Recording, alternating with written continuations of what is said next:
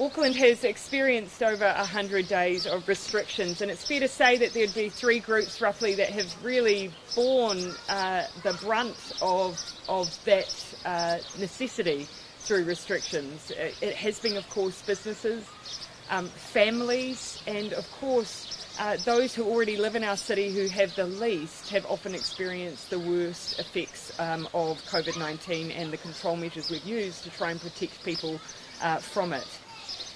Since, of course, we've been working on the traffic light system, as has already been said, that represents an opportunity for Aucklanders to move back into what will feel like a much more normal, in a COVID world, way of doing things. They will be able to visit family and friends, they'll be able to go back and enjoy hospitality again, and, as has been the case for some time, retail as well. But that does not mean that the recovery is done. We are very aware of the need to ensure that we have reactivation, that we are bringing people back into our town centres, our city centre, in order to support the businesses that have been hardest hit. We also want to acknowledge Aucklanders. And the package today is about the win-win of acknowledging Aucklanders, but also supporting our facilities, our event spaces and our businesses. So that is why we are very pleased to announce today what is a $37.5 million package that has been jointly constructed between Government, Council and Auckland Unlimited. It's in several parts. The first is a $12 million voucher and discount scheme that we're titling Explore Tamaki Makaurau. This voucher and discount scheme will enable families to register to be for the possibility of receiving up to a $100 voucher, or possibly also discounts across a number of iconic events and facilities across Auckland. Auckland Unlimited will be enabling the registration of interest for the scheme from the 15th of December and will be allocating from mid-January, and those vouchers will be redeemable to the end of April. That will enable families to, for instance, be able to come to facilities like the zoo for free. And it's just one way that we can bring life back into our facilities, but also acknowledge the hard work that Aucklanders have done. The way that they'll be allocated, we are going to take into account postcode. We want to make sure that we get good spread across Tamaki Makaurau and for families across the city and the region.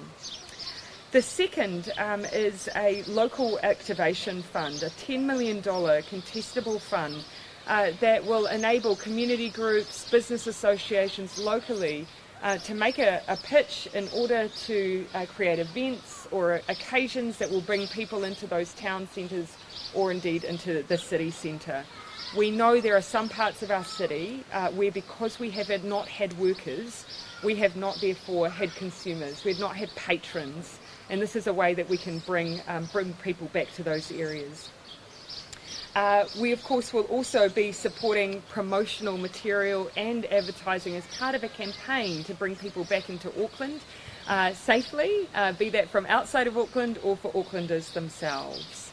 I do want to finish by just acknowledging the work that Auckland Unlimited will do to administer and make this fund a reality. It's been great working with you to design this package to meet the needs of those that you work with day in, day out, and it's a delight for us now to be able to hand over the parameters and to see you turn it into a scheme that Aucklanders can enjoy. As I said though, we know that there are those who at Christmas time have a tough time as it is without having come through a period of restrictions through COVID-19.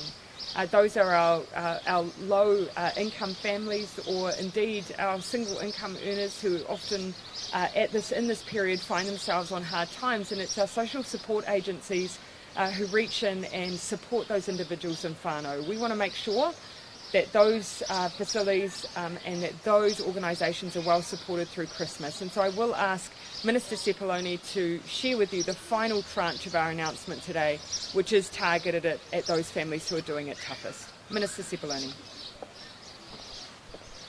Thanks, Prime Minister. Welcome everyone, it's great to be here today. Just acknowledging first the initial part of the announcement and the importance of that with regards to reactivating, stimulating Auckland, but also the well-being impacts of that, I think, for Aucklanders as well. So incredibly important.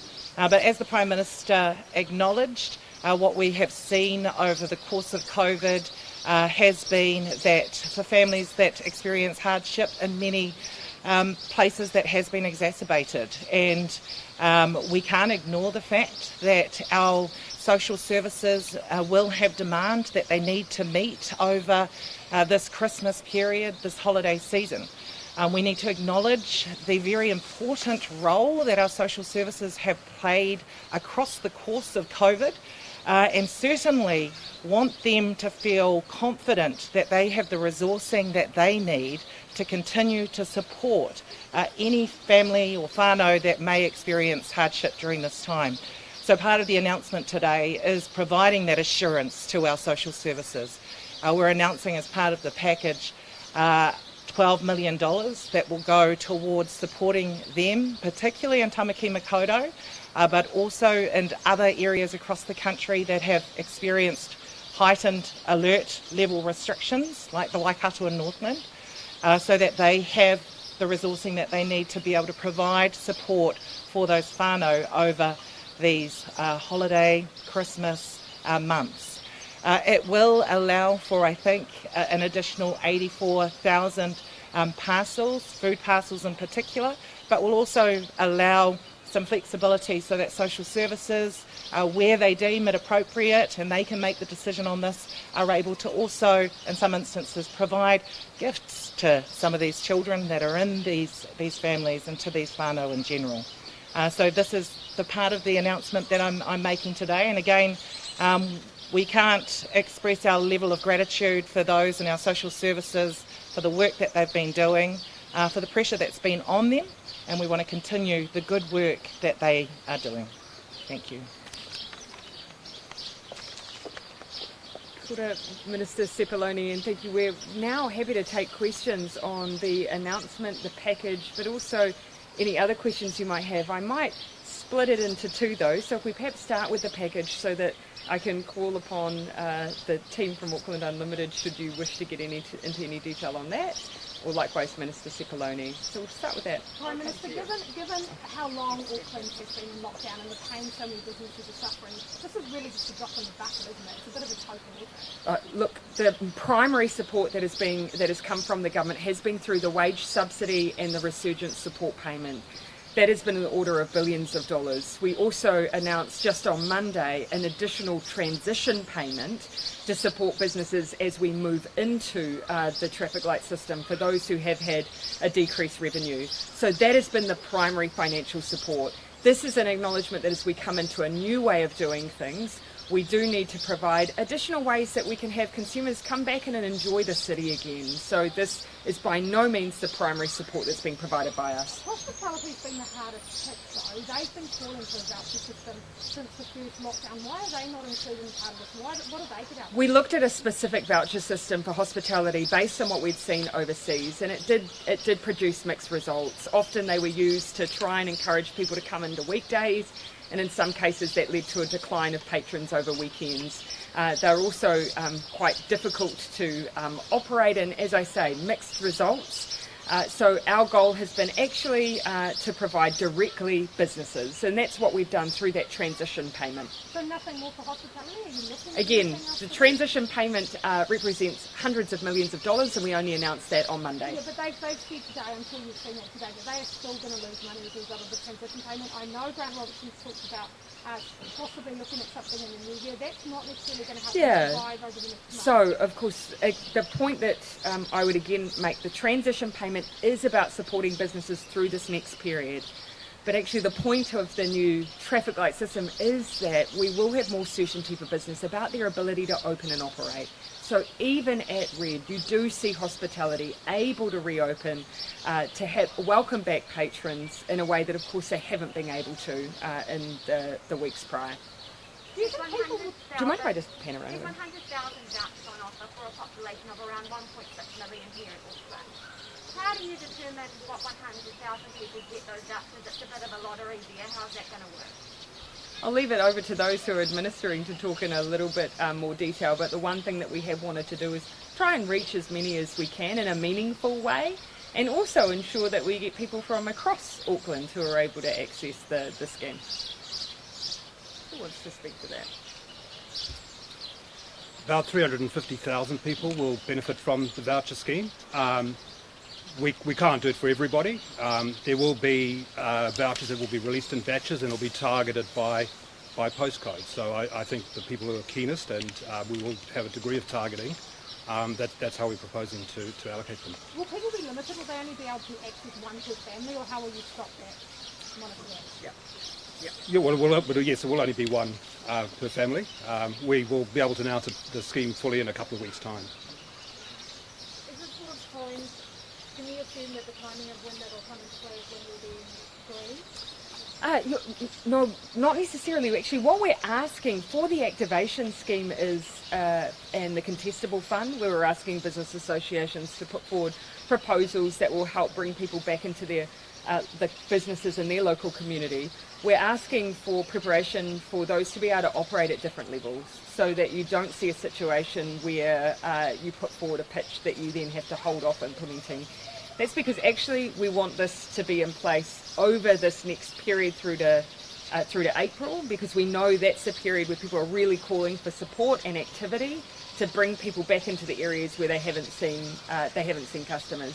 Are you confident businesses will take up this offer, that it's not just another admin logistical problem for them to deal with? Well, actually, there's very little that they will need to do in that regard. Of course, for the activation, that's where we're really asking community groups and business associations to work with Auckland Unlimited, and Auckland Unlimited can support that work to bring together those proposals around activation.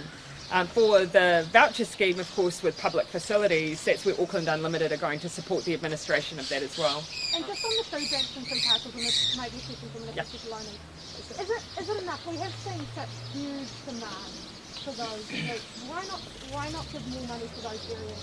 It's a great idea for families to go to the zoo, but not great if they're hungry. So, we do need to keep in mind that this is not the first pool of money that we have released for this really important need. I think over the course of this lockdown there's been about $37 million that has been given to social services to be able to meet food needs and other urgent needs.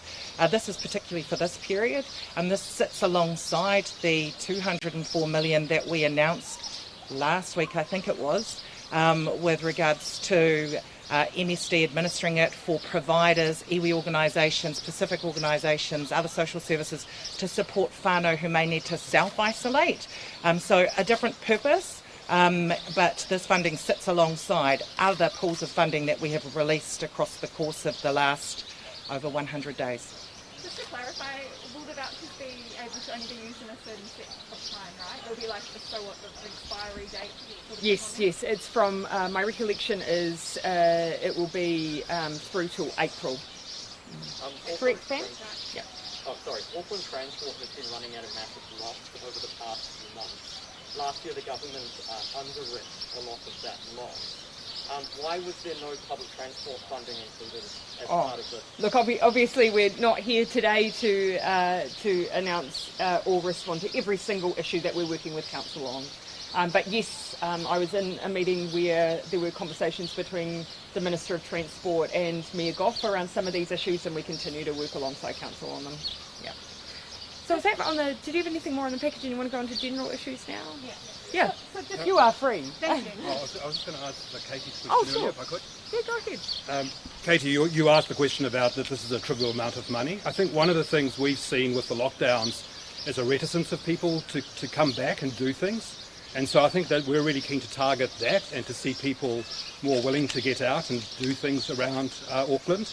And the second point around hospitality, we know events help drive patronage for hospitality, and while this doesn't directly help hospitality, indirectly we think it will have a positive effect.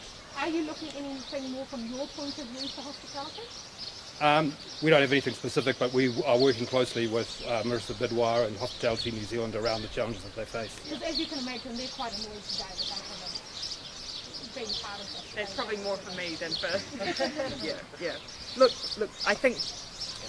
I think from the perspective of hospitality or any business, the most important thing we needed to do as a government was make sure that we provide direct support all the way through the period that we have been in restrictions, and that's exactly what we've done. And it's been to the tune of billions of dollars. Now, that doesn't mean it has been an easy period. It's been very, very tough. We know that, which is why on Monday we also announced that transition payment, which businesses will be able to apply for the 10th of December. Just on other issues on Christopher, Luxon, what sort of opponent do you think he's done to? Oh, look, obviously I haven't spent a lot of time analysing that question in detail. No doubt I'll see for myself over time, as will the public. The focus for me has to and is on the pandemic, is on managing this transition into the new traffic light system.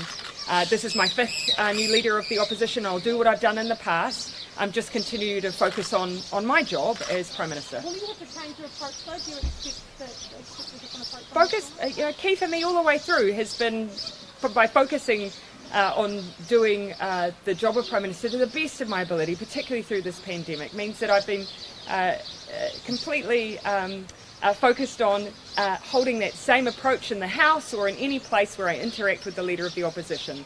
I've never particularly done things differently, dependent on who the person is, and that's probably a good thing given there's been 5. And do you think you'll end up with going up against 6, 7 more national leaders? I've never speculated on the tenure of an opposition leader in the past, and I won't on this occasion either.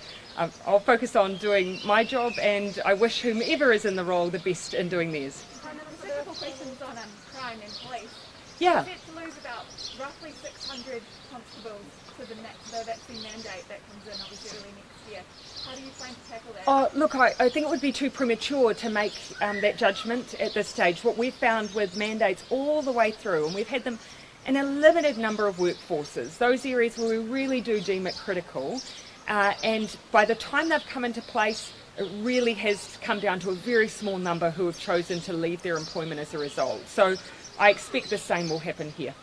There are around 600 indicating that they haven't got the vaccine yet. Yep. But if you are going to lose up to that amount, you've only got about 960 going through college each year. It takes quite some time to replace that amount of cost. Well, actually, so first thing I say is, again, time will tell just how many we lose, but I do not expect it, as with all of our other workforces and the limited ones we've had in health and education, I do not expect it to be a large number.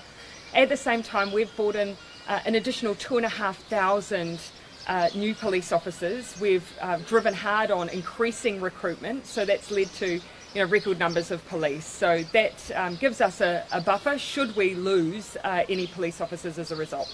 Prime Minister, there are so many businesses across different sectors who say that they won't be enforcing that mandate to the cafes, who are there's been so many online. There are basic groups now. How will that be policed when it's like that? There is an obligation on businesses to ensure that they are checking vaccine passes. It is part of the reason that we've been able to safely open up is because of them. We're using them for a very good reason. It means that we don't have to have the same kind of restrictions that we've used before. So my ask of businesses, and I know that the vast majority absolutely will recognise that this is a tool to enable them to be open, and will be looking to support us by checking vaccine passes as they're obliged to do. But how will that be enforced? Well, of course, they are obliged, and with any requirement that we have, of course, if we hear that that's not occurring, then there are penalties if they are not following through by checking compliance. So if it's raised with enforcement, they're able to go in, and then someone may find themselves fined as a result. Yesterday, the New Zealand government was asked to send support over to Solomon Islands to help with unrest over there. Will the New Zealand Defence Force be sending peacekeepers over, and will they have the capacity to do that? Yes, we absolutely have capacity to provide support for peacekeeping operations should we be asked to in the Pacific region.